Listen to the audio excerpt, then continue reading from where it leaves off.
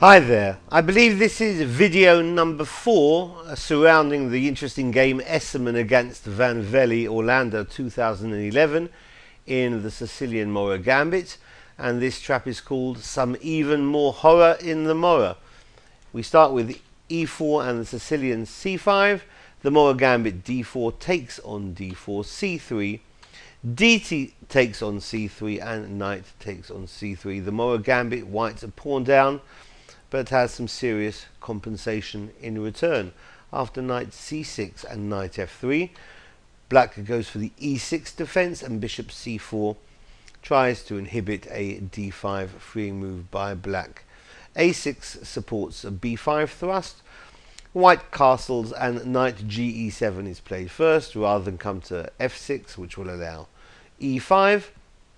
Now bishop g5 was played in that said game Esserman against Van Velde, trying to weaken black's defenses with f6, and then the bishop drops back to e3. Knight g3, knight g6 is played rather than b5, and bishop b3 preempts b5, because after b5 white had intended this typical sacrificial line with knight d5. We see this quite often in other variations of the Sicilian. After e takes on d5, e takes on d5, white's a piece down, but this pawn hits the knight on c6. The pawn's also heading to d6, which is really going to cramp black's development. Knight ce5 is the recommended move here for black, which is around equal, although it's much easier to play the position with the white pieces. In the previous video, even more horror in the Morra, knight a5 was proved to be a losing move. So knight e5 correct, allowing d6, hemming in black's development.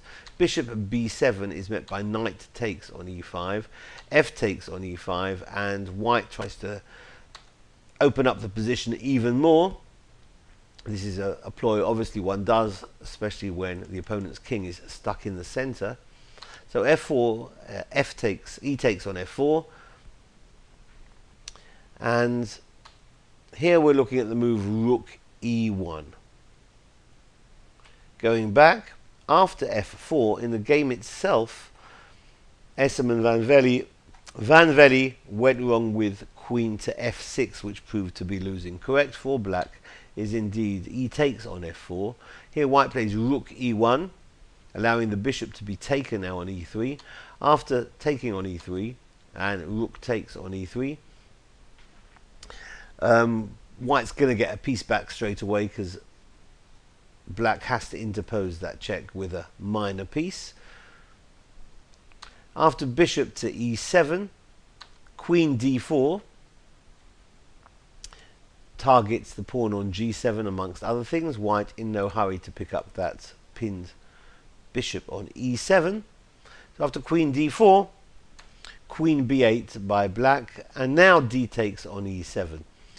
Well, black is losing here in all variations. If black tries this logical move, desperately trying to swap off queen's queen to a7, then a nice pretty finish by white. First of all, giving up the bishop, bishop f7 check, forcing its capture, king takes f7, but now the pawn queens to e7 to e8, queening, check, rook h takes on e8.